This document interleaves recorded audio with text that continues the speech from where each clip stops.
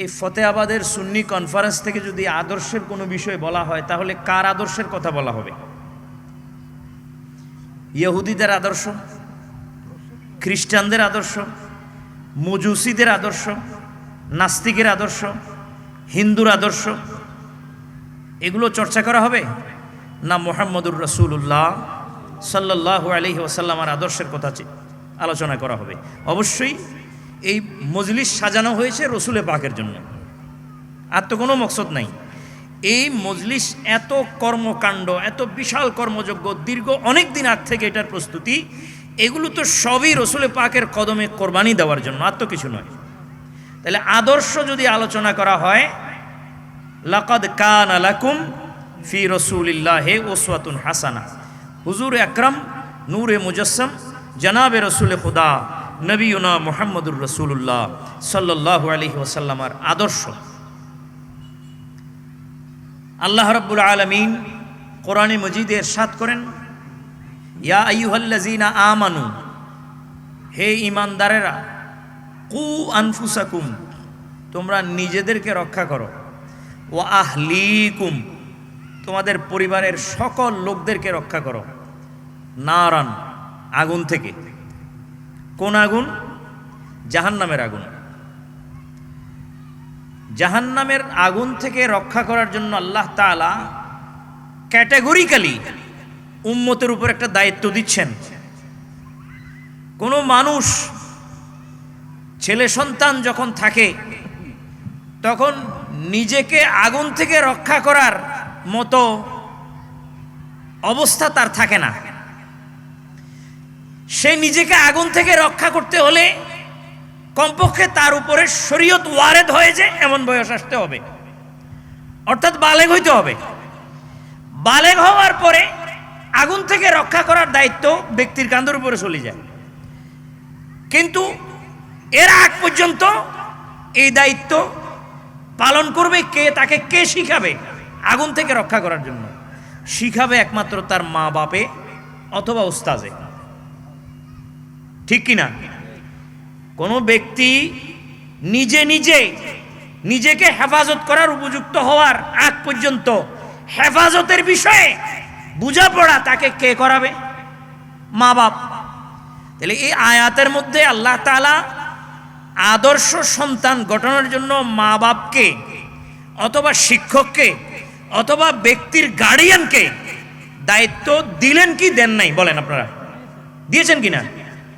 কু আনফুসাকুম ওয়া আহলিকুম নারা, নিজেকে হেফাজত করো এবং পরিবারের লোকদেরকে হেফাজত করো। তো পরিবারের লোকদেরকে শিখাইতে হবে তো, না হলে তারা সামনে গিয়ে যখন তাদের উপরে শরীয়ত ওয়ারেদ হবে তখন তারা এই বিষয়টা কেমনে পালন করবে যদি মা বাপ তাদেরকে না শিখায়, ঠিক কিনা? অতএব এই আয়াতে আল্লাহ তাআলা মুমিন ঘরানার, মুসলিম ঘরানার লোকদেরকে তাদের সন্তান সন্ততির ব্যাপারে চলে যান এগুলো দিয়ে না, এগুলো দিয়ে চলে যান, কথা ডিস্টার্ব হচ্ছে।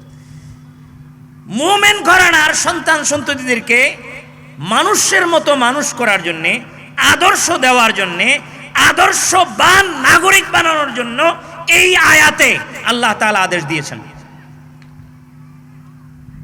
একমাত্র এই আদেশ যদি কোনো জাতি পালন করে যে হয় তাহলে সেটা মুসলমান। খ্রিস্টান জাতির মধ্যে আপনি এটা পাবেন না, ইহুদিদের ভিতরে আপনি পাবেন না, হিন্দুদের ভিতরেও আপনি পাবেন না। বাদ বাকি কথা মুক্তাসার অন্য কোনো ধর্মের ভিতরে ছেলে মেয়েদেরকে মানুষ করার জন্য দায়িত্ব মা বাপে আল্লাহর আদেশ অনুযায়ী পালন করে, এটা আপনি ইসলাম ধর্ম ব্যতীত অন্য কোনো ধর্মে দেখবেন না। এটা আল্লাহর বহুত বড় নিয়ামত। কোরআনে মজিদে অন্যত্র আল্লাহ বলেছেন, ইন্নামা আমওয়ালুকুম ওয়া আওলাদুকুম ফিতনাতুন, তোমাদের মাল এবং তোমাদের সন্তান এগুলো তোমাদের জন্য পরীক্ষার জায়গা, ফিতনা। অতএব এই ফিতনা থেকে কি বাঁচিয়ে আসবা, উদ্ধার হইয়া আসবা, নাকি ফিতনার মধ্যে পড়িয়া মরিয়া যাইবা, এটা তোমরা বুঝো। এই জন্য মুসলিম ঘরানার সন্তানদেরকে তালিম ও তরবিয়ত দেওয়া, তাদেরকে কোরআনী সুন্নাহ ইত্যাদির উপরে প্রশিক্ষণ প্রাপ্ত করা, এটা তাদের যেরকম জিম্মাদারি তার থেকে আরো বেশি অধিক হারে বহুগুণ জিম্মাদারি মা বাপের এবং উস্তাদের।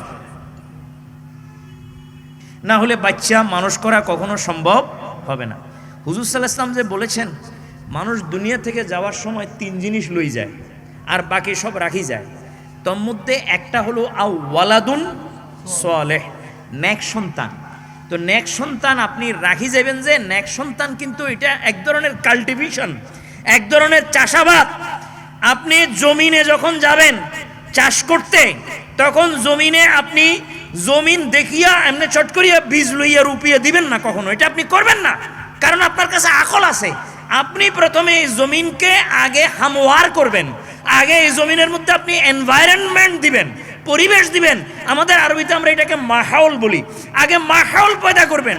কিরকম? যে আপনি জমিনের আগের আগাছাগুলি তুলে ফেলবেন, তারপর জমিনকে ওলট পালট করে ফেলবেন।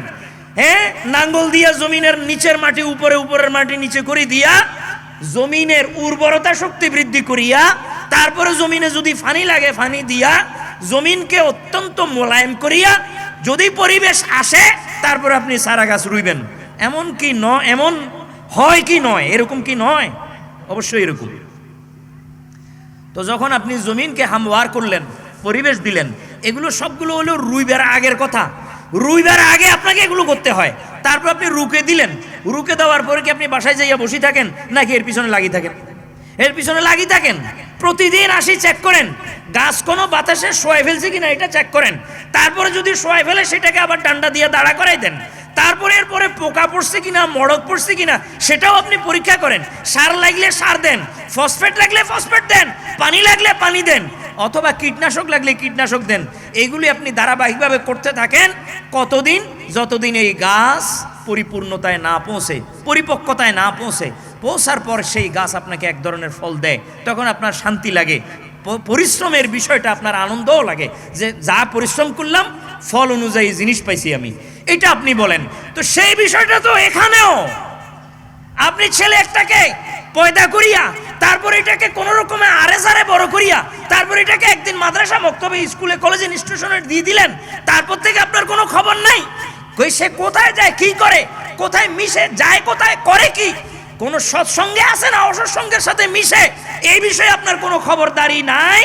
আর আপনি বসে আছেন ওয়ালাদুন সালেহুন হয়ে যাবে, আর আমি মরলে কবর জিয়ারত করবে। এটা কখনো সম্ভব না। আপনাকে তালিমের ব্যবস্থা করতে হবে, তরবিয়তের ব্যবস্থা করবে। শুধুমাত্র তালিম দিলেও হবে না, শুধুমাত্র স্কুল কলেজের পুঁথিবিদ্যা পড়ালেখা করাইলেও হবে না। তার সাথে সাথে যদি সে তাকে আলেম বানান, হুজুর সাল্লাল্লাহু আলাইহি ওয়াসাল্লাম বাচ্চাকে কি বানাইতে বলছেন সেটাও তো হাদিসে আছে। হুজুর ইরশাদ করেন, আদিবু আওলাদাকুম আলা সালাসে খিসাল। একেবারে সহি হাদিস, সহি যে এমন সহি নুকতা চিনি করার কোনো সুযোগ নেই। কোন আলেমের, কোন ইমামের কোন জরা নেই হাদিসের ব্যাপারে। হুজুর সাল্লাল্লাহু আলাইহি ওয়াসাল্লাম বলেন, আদিবু আওলাদাকুম আলা সালাসে খিসাল। তোমাদের সন্তানদেরকে তোমরা 3টা বিষয়ের শিক্ষা দাও, আদব দাও। হুজুর সাল্লাল্লাহু আলাইহি ওয়াসাল্লামকে আদব কে দিয়েছিলেন? হুজুর নিজে বলছেন, আদাবানি রব্বি ফাহসানা তাদিবি ওয়া আল্লামানি রব্বি ফাহসানা তালিমি। আমার রব আমাকে আদব শিখিয়েছেন, আমার রব আমাকে তালিম দিয়েছেন, এবং আমাকে উত্তম আদব শিক্ষা দিয়েছেন, এবং আমাকে উত্তম ইলম শিক্ষা দিয়েছেন। আমি পেয়েছি আমার রব থেকে। আমার রবের পাওয়া জিনিস আমি সাহাবাদের ভিতরে বিতরণ করছি। সাহাবাদেরকে বলছি, আমার পরে মানুষ তোমাদের ইত্তেবা করবে। ইন্নান নাসা লাকুম তাবাউন। মানুষ তোমাদের ইত্তেবা করবে, দুনিয়ার মানুষ তোমাদের দিকে মুখ ফিরাবে। ইলমের জন্য, আদবের জন্য, সুন্নতের জন্য, শিষ্টাচারের জন্য, ভদ্রতার জন্য, স্বভাবের জন্য, কওলিনের জন্য মানুষ তোমাদের মুখাপেক্ষী হবে। ফাস্তাউসু বিহিম খায়রা। অতএব যারা যারা আমার পরে তোমাদের দিকে আসবে তাদেরকে আমার এগুলো দিয়ে দিবা। ফালইউবাল্লিগিশ শাহিদুল গায়েবা। আমার বিষয়টা, আমার তালিমটা যারা আমার সামনে উপস্থিত আছো তারা পরবর্তী যুগের লোকদেরকে দিয়ে দেওয়া কর্তব্য, আদেশ।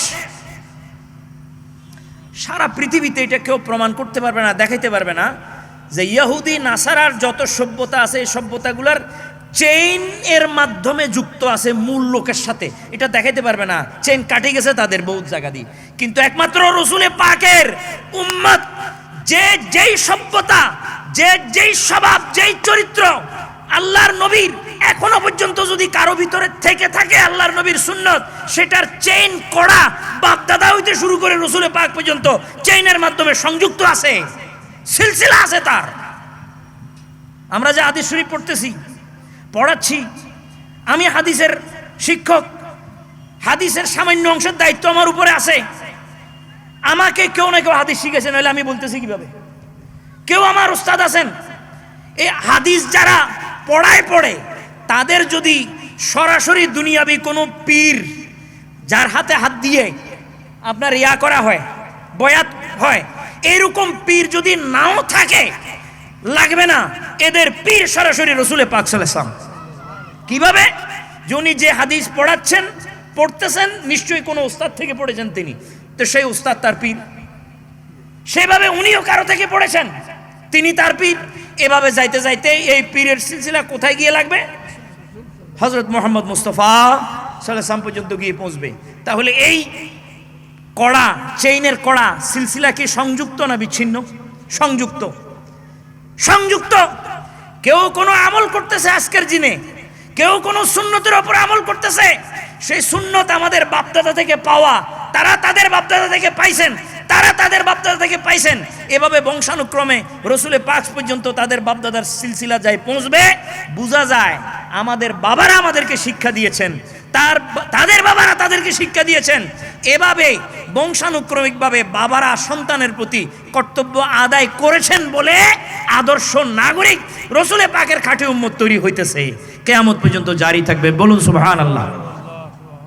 এটা নবীদের, অন্যান্য নবীদেরও সেই আচরণ, সে সুন্নত। হযরত ইয়াকুব আলাইহিস সালাম যখন মৃত্যু সজ্জায়, তখন তার সন্তানদেরকে ডেকে একসাথ করে জিজ্ঞেস করছেন মা তা'বুদুনা মিন বাদি, আমার পরে তোমরা কার ইবাদত করিবা? তখন তারা কি বলেন? ক্বালু না'বুদু ইলাহাকা ওয়া ইলাহা আবাইকা ইব্রাহিমা ওয়া ইসমাঈলা ওয়া ইসহাকা, যে আমরা আপনার সাথে ওয়াদা করতেছি, আমরা ইবাদত করব আপনার রবের, আপনার ইলাহের, ইবাদত করব আপনার বাবার রবের, আপনার দাদার রবের, এদের ইবাদত করব, এর ইবাদত করব, রবের ইবাদত করব। তার মানে বাপে তালিম দিচ্ছে ছেলেদেরকে যে আমার পরে কার ইবাদত করিবা। তাহলে বাপ যদি এই তালিমটা না দিতেন, এই সন্তানগুলো উনার ইয়াকুব আলাইহিস সালামের সন্তানেরা এরা কি আদর্শ হইতো? কোনোদিন হইতো না। আরে যারে বড় হইতো, আরে যারে মরে যেত। কিন্তু বাবা মৃত্যু সজ্জায় ধরছেন তাদেরকে, আমি চলে যেতেছি, সারা জীবন যে তলকিন তোমাদেরকে করছি, যে তালিম তোমাদেরকে দিয়েছি, সেই তালিম ধরি রাখবা কি রাখবা না, আমার সাথে ওয়াদা করো আমার মৃত্যুর বিছানায়। তখন তারা ওয়াদা করে যে আমরা ইব্রাহিমের, ইসমাইলের, ইসহাকের এবং আপনি ইয়াকুবের রব যিনি, তার ইবাদত আমরা করব। এটাই হলো আমাদের কর্তব্য। বাদশাহ শাহজাহানের দরবার, একটা বিষয়ে আলেমরা দুই গ্রুপ হয়ে গেছে। বিষয় কি? বিষয় হলো তালিম যথেষ্ট, তরবিয়তের দরকার নাই। আরেক গোষ্ঠী কোনা তালিম তরবিয়ত দোনো দরকার আছে। এক গোষ্ঠীর দাবি হলো তালিম যথেষ্ট, তরবিয়তের দরকার নাই। আরেক গোষ্ঠী বলে না, তালিম তরবিয়ত দোনো হাতের দরকার আছে। এখানে আমরা যারা বসছি, আমরা কি মনে করি, তালিম যথেষ্ট নাকি তরবিয়তের দরকার আছে? তরবিয়তেরও দরকার আছে, তালিম যথেষ্ট নয়। বাদশাহ বলে এইভাবে হবে না, তোমরা তোমাদের আপন আপন দাবি দোনো গ্রুপে আমার সামনে কোনো একটা ওয়াকিয়ার মাধ্যমে প্রমাণ করতে হবে। তালিম যথেষ্ট না তরবিয়তের দরকার আছে, এটা প্রমাণ করতে হবে, এমনি হবে না, মুখে বললে হবে না। তো প্রথমে সুযোগ দেওয়া হলো যারা তালিম যথেষ্ট বলতেছে, তরবিয়তের দরকার নাই, যে তোমরা আগামীকাল প্রমাণ করবে কিভাবে এটা যথেষ্ট। তো তারা আসার সময়, দরবারে আসার সময় একটা বিড়ালকে, এটা ওয়াকিয়া বর্ণনা করা আছে, বইতে লেখা আছে, বিড়ালকে ভালো মতো প্রশিক্ষণ দিয়েছে। বিড়ালের প্রশিক্ষণ লইছে কিসের উপরে? যে মাথার উপরে একটা সেরাক বাতি, মোমবাতি, জ্বলন্ত মোমবাতি ধরে বসে দেখবো ঘন্টার পর ঘন্টা, লড়তনো ছুটতনো, নড়াচড়া বন্ধ, এটা শিখাইছে তারে। এরকম কুকুরেরও অনেক কিছু শিখায়, কুকুর যেমনে শিখায় সামনে আমল করে। বুখারী শরীফে কিছু কুকুরের কথা উল্লেখ আছে যেগুলোকে বলে আল কলবুল মুআল্লাম, জি হুজুর, কলবুল মুআল্লাম, প্রশিক্ষিত কুকুর। এরকম বিড়ালকে প্রশিক্ষণ দেওয়া হয়েছে, তুমি মাথার উপরে চেরাগ নিয়ে বসে থাকবা, ঘন্টা 2 ঘন্টা পার হবে, বাদশাকে আমরা বলতে পারবো, প্রমাণ করতে পারবো, দেখেন এরে শিখাইছি, যেমনি শিখাইছি এইভাবে আমল করছে, সোজা বরাবর, শিক্ষায় যথেষ্ট, আর কিছুর দরকার, প্রমাণিত হয়ে যাবে। দরবারে দোনো পক্ষের আলেম উপস্থিত ছিলেন, প্রমাণিত হয়ে গেল পরের দিন। এবার দ্বিতীয় দিন বলতেছে যারা বলো যে তালিম যথেষ্ট নয়, তরবিয়তের দরকার আছে, তারা প্রমাণ করবে এই যে ওয়াকিয়াটা ঘটলো এটা মিথ্যা প্রমাণ করবে, যে একটা বিড়ালকে প্রশিক্ষিত অবস্থায় তার মাথায় সেরাক বা মোমবাতি দিয়ে রাখছে, প্রমাণিত হয়েছে যে ওই তালিমই যথেষ্ট, তরবিয়তের দরকার নাই, ওই তালিম দিয়ে সে অনেকক্ষণ এটা ধরে রাখতে পারছে, ওরা শিখাইছে যে। এখন এটার বিরোধী তোমরা কি দলিল আছে তোমাদেরকে এটা আইনবা?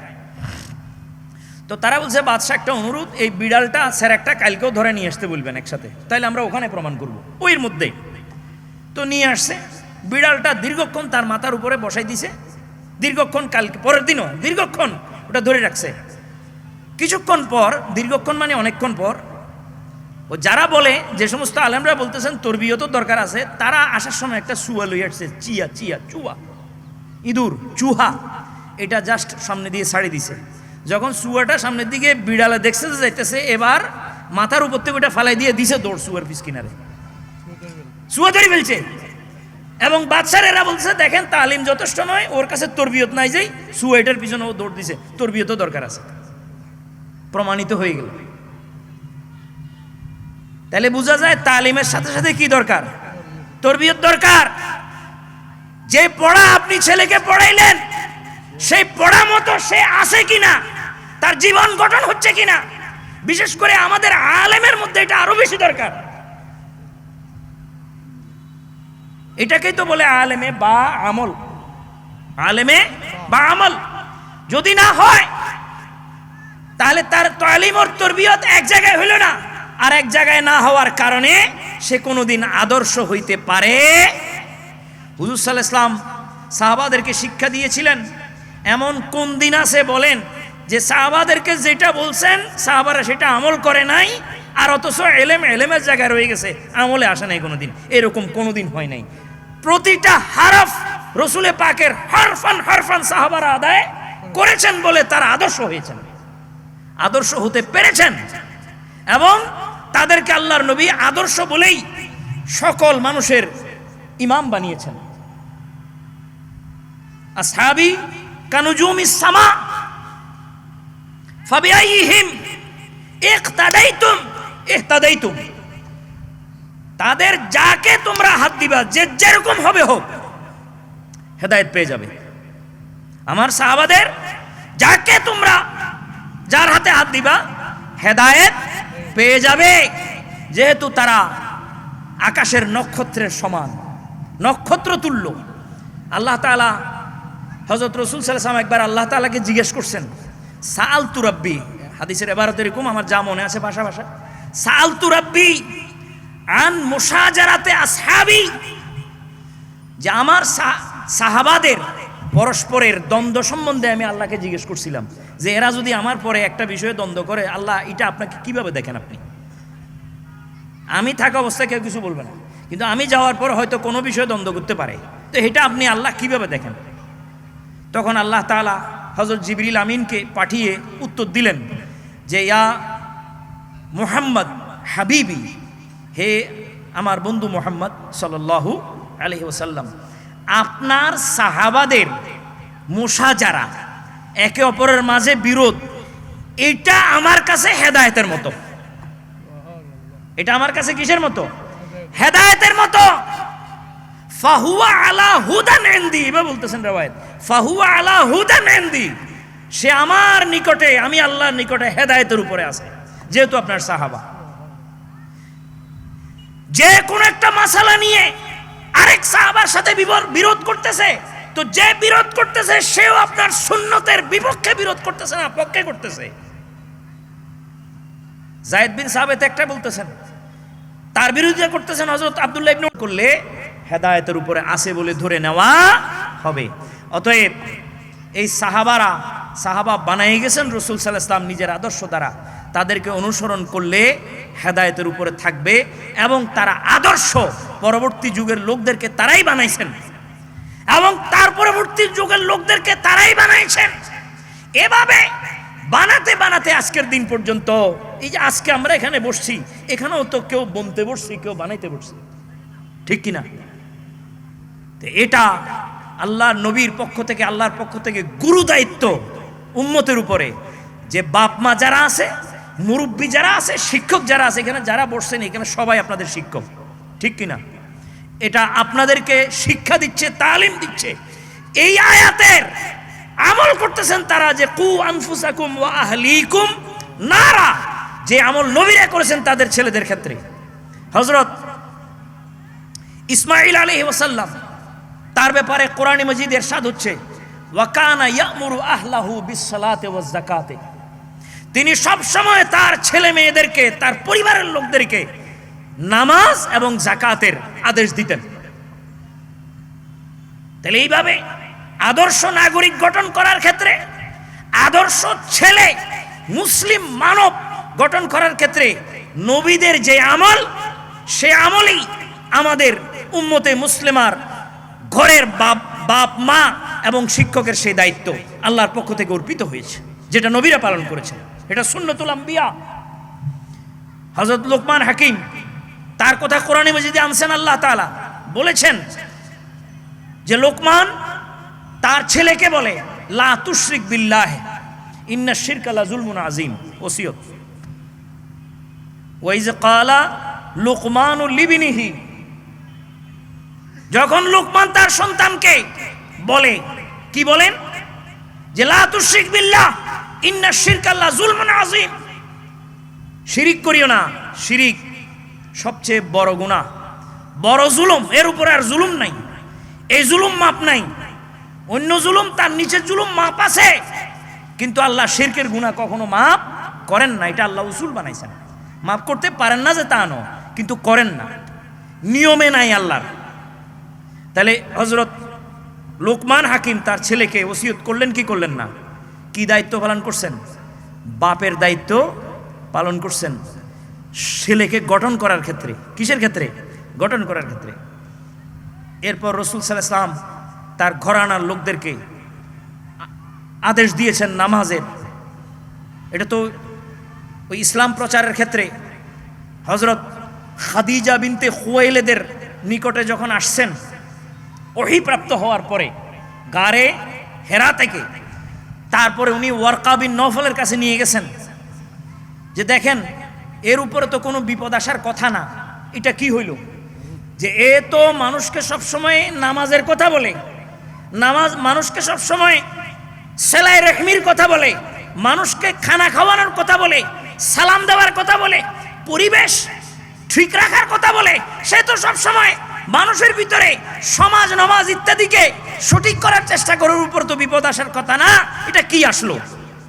তাহলে এখান থেকেও তো বোঝা যায় রাসূল সাল্লাল্লাহু আলাইহি ওয়াসাল্লাম মানুষদেরকে যখন এখনো ওহী আসে নাই, তার আগে থেকে ওহীর কাজ আরম্ভ করেছেন, বহু আগে থেকে, ঠিক কিনা বলেন?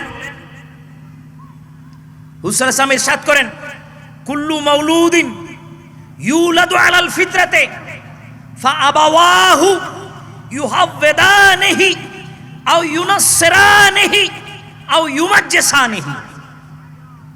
প্রত্যেক সন্তান ফিতরতের উপরে জন্মগ্রহণ করে। বানানোর সময় কোনো ডিস্টার্ব থাকে না, বানানোর সময় আল্লাহর নিয়ম অনুযায়ী, মানসা অনুযায়ী বানানো হয়। কিন্তু পরে যে খ্রিস্টান হইয়া যায়, ইহুদি হইয়া যায়, নাসারা হইয়া যায়, এটা কে বানায়? ফাআবাওয়াহু, বাপ মায়ে তাকে ইউহাওয়িদানিহি, ইহুদি বানায়, ওয়া আও ইউনাসসিরানিহি, অথবা নাসারা বানায়, আও ইউমাজ্জিসানিহি, অথবা মজুসি বানায়, অগ্নি উপাসক বানায়। কিন্তু আল্লাহ যখন মায়ের পেট থেকে সৃজন করে দিয়েছেন, তখন তো সে মজুসি থাকে না, তখন তো সে মুশরিক থাকে না, কাফের থাকে না, নাসারাও থাকে না, ইহুদিও থাকে না। এটা তো পরে বাবা মা বানায়। আল্লাহর নবী আরো বলেন, কামা তুনতেজুল বাহিমাতু বাহিমাতান জামাআ, যেভাবে একটা চতুষ্পদ জন্তু আরেকটা গোটা চতুষ্পদ জন্তুকে জন্ম দেয়। চতুষ্পদ জন্তু একটা যখন জন্ম দেয়, 60 ঠ্যাংওয়ালা জানোয়ারে যখন জন্ম দেয়, তখন কি 60 ঠ্যাংওয়ালা দেয় না 3 ঠ্যাংওয়ালা দেয়? বরাবর হুবহু তার মতো অবিকল কিনা? তো যখন অবিকল মায়ের পেট থেকে ওই রকম আরেকটা বাইর হয়, তো আল্লাহ বলেন যে আমিও মার পেট থেকে সন্তান বাইর করার সময় ওইরকম অবিকল বাইর করি। ফরে না বাপ মা এগুলোর ইহুদি নাসারা খ্রিস্টান ইত্যাদি বানায়, তো বাপ মারে তো দায়িত্ব বানানোর। আদর্শ না বানালে তো সেরকম হইয়া যাবে। আদর্শ যদি না বানায় তাহলে সেরকম হবে যেরকম বানাইছে। নাসারা বানাইলে নাসারা, ইহুদি বানাইলে ইহুদি, খ্রিস্টান বানাইলে খ্রিস্টান। এই জন্য রাসূল সাল্লাল্লাহু আলাইহি ওয়াসাল্লাম বলেছেন, খবরদার, আদ্দিবু আওলাদাকুম আলা সালাসে খিসাল, তোমাদের সন্তানদেরকে 3টা বিষয়ে তোমরা তালিম দিও। একটা হলো হুব্বা নবিয়্যিকুম, আদর্শ কেমনে হইব খুব খেয়াল করেন। 3 বিষয়। হুব্বা নবিয়্যিকুম, তোমাদের নবীর মোহাব্বত তাদেরকে শিখাও। বাচ্চাদেরকে কি শিখাইতে হবে? আবার বলেন নবীর মোহাব্বত। নবীর মোহাব্বত ছাড়া বাচ্চা যদি খালি খালি বড় করে ফেলেন, কোনোদিন তাকে আদর্শের জায়গায় আপনি পাবেন না। আপনার কবর জিয়ারত করবে এই আশা ছাড়ি দেন, এই আশা করিয়েন। 2, হুব্বা আলে বাইতিহি, রাসূলে পাকের পরিবারের সকল সদস্যের ভালোবাসার তালিম দিতে হবে। ইনস্টিটিউশনাল তালিম, খালি এমনি তালিম নয়। এটা স্কুলে কলেজে মাদ্রাসায় প্রতিষ্ঠানে সিলেবাস মুক্ত করিয়া তালিম দিতে হবে। না হলে নবীর মোহাব্বত এবং তার পরিবারের মোহাব্বত কখনো জাতিগতভাবে ধরে রাখা সম্ভব হবে না। 3 শুনেন, 3 খুব খুব এসেনশিয়াল। 3 ওয়া কিরাআত আল কোরআন, কোরআনে পাকের তেলাওয়াত শিখাও। কোরআনে পাকের তালিম দেওয়া আল্লাহর নবীর আদেশ। সায়েন্স আর বোটানির তালিম দিতে বলেন, ফিজিক্স আর কেমিস্ট্রির তালিম বাধ্যতামূলক করেন নাই রাসূলে পাক। রাসূলে পাক তালিম কোরআনের বাধ্যতামূলক করেছেন। কোন তালিম? কোরআনের তালিম। আপনি সকালে বাচ্চাকে কোরআনের তালিম দিতে হবে, না দিলে এই বাচ্চার আদর্শ জিম্মাদার আপনি হইতে পারবেন না। আদর্শ নাগরিক গঠন সম্ভব হবে না। কোন আদর্শের আলোচনা চলে এখানে? হুজুরে পাক সাল্লাল্লাহু আলাইহি ওয়াসাল্লামের আদর্শ। কোন রাষ্ট্রীয় আদর্শ নয়, কোন সামাজিক আদর্শ নয়। হ্যাঁ, যদি রাষ্ট্রীয় আদর্শ সামাজিক আদর্শ মুহাম্মদুর রাসূলুল্লাহর হয় তাহলে ঠিক আছে। অতএব যদি আপনি নিশ্চয়ই এখানে রাসূলে পাকের আদর্শের কথাই বলার কথা ছিল, যদি এমন হয় তাহলে মুহাম্মদুর রাসূলুল্লাহর আদর্শ যদি বাচ্চার ভিতরে স্থাপন করতে হয়, সুনাগরিক গঠন করতে হয়, তাহলে এই হাদিসের বিকল্প বা ব্যত্যয় কোনো কিছু নাই। আদ্দিবু আওলাদাকুম, তোমরা তোমাদের সন্তানদেরকে শিক্ষা দাও, আদব দাও। কোন বিষয়ে? আলা সালাসে খিসাল, 3টা বিষয়ে। এক হলো হুব্বা নবিয়্যিকুম, নবীর ভালোবাসা শিক্ষা দাও, কারণ নবীর ভালোবাসায় তার ঈমান হেফাজত করবে। কি হেফাজত করবে? ঈমান। নবীর ভালোবাসায় তার ঈমান হেফাজত করবে। ঈমান আল্লাহর কাছে জমা দেওয়া পর্যন্ত রক্ষা করা মুমিনের দায়িত্ব। কিভাবে? মাছের 22 বিক্রেতারা, মাছের 22 যারা বেচে তার ঘরে আপনারা দেখছেন বাজারে 2টা বড় হান্ডি লয়, মাঝখান দিয়ে বাঁক দিয়ে বাঁধে, বাঁক দিয়ে বান্ধিয়া ভিতরে পানি দিয়া বাচ্চা রাখে আর নাড়তে থাকে সর্বক্ষণ। জিজ্ঞেস করলাম নাড়কা? কয় হুজুর অক্সিজেন সরবরাহ করতেছি, নইলে যদি না নাড়ি ভিতরে বাচ্চা কি হয়ে যাব? মরে যাব। ঠিক কিনা? মরে যাবে। তো জিজ্ঞেস করলাম আপনি এভাবে কতক্ষণ নাড়তে থাকবেন?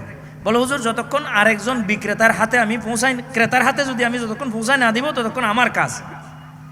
আরেকজনের হাতে পৌঁছাই দিলে এবার হাতে কি মারি ফেলাইবো নাকি জিন্দা রাখবো এটা হাতের বিষয়, কিন্তু আমি নাড়তে হবে ততক্ষণ। এইভাবে ঈমানকে আমলে সালেহের মাধ্যমে, আদর্শের মাধ্যমে নাড়ি নাড়ি জিন্দা রাখতে হবে আপনাকে। কতক্ষণ? যতক্ষণ ঈমান ভিতরতন খুলি আল্লাহর হাতে জমানো দিছেন।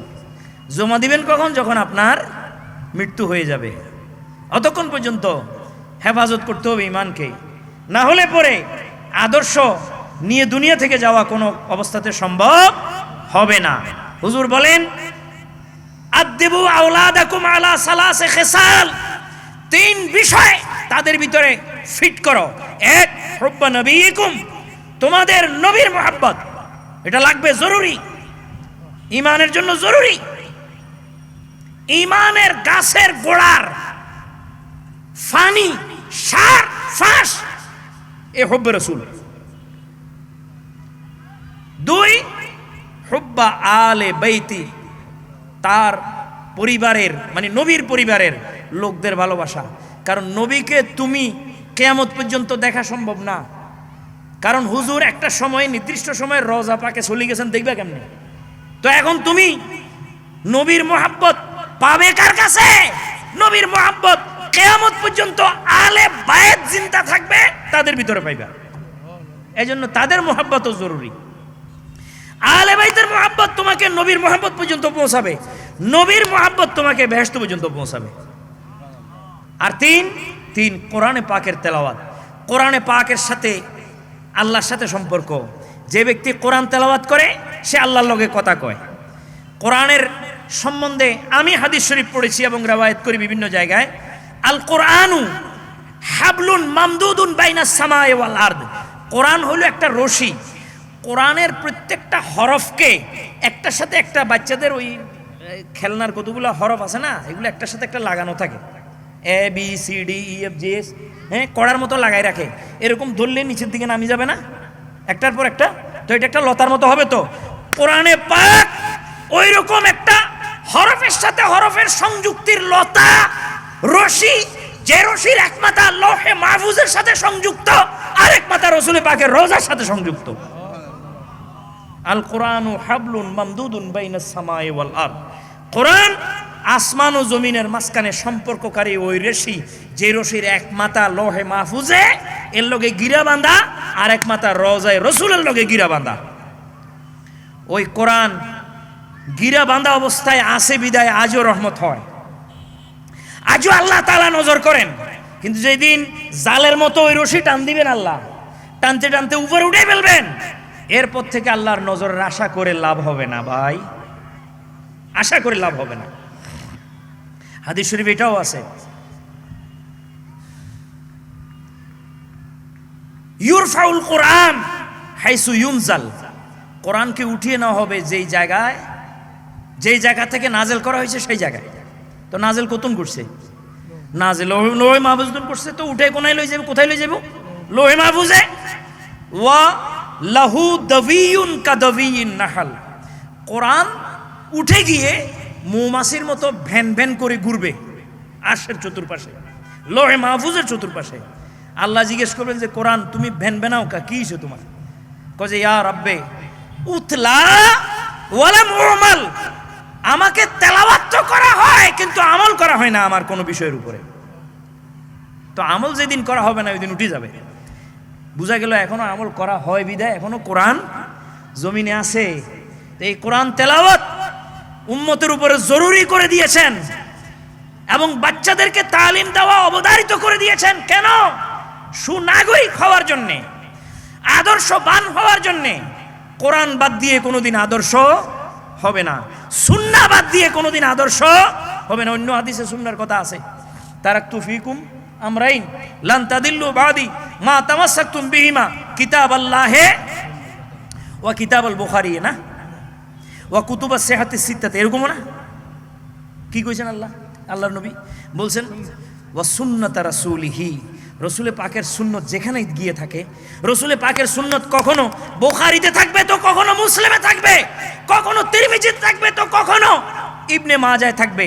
এখানে না থাকলে তাবরানীতে থাকবে, সেখানে না থাকলে কোনো কথা না, আছে যেটা আছে ওটা আছে, কিন্তু যেটা নাই সেটা হয়তো দাইলমিতে থাকবে, আর না হয় তাবরানীতে থাকবে, আর না হয় মোজামে থাকবে, আর না হয় মুসনাদে থাকবে। যেখানে গিয়ে ওনার সুন্নত আছে, কোন কিতাব কয়েদ হুজুর করেন নাই।